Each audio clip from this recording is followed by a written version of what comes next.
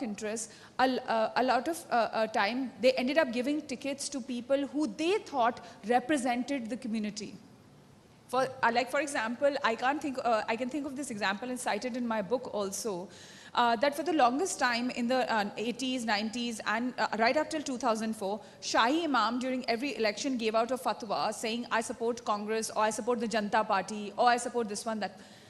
Saying that the Shahi Imam, as a representative of Indian Muslims, gives out the fatwa, which is one kind of directive to vote in favor of a particular party.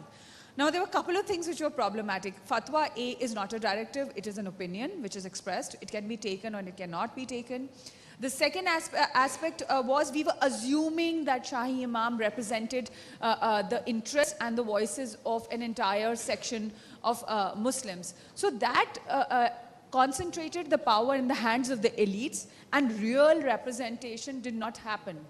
What it eventually did was the representation which was given by certain parties was characterized as being given to show boys. You need show boys of every kind. A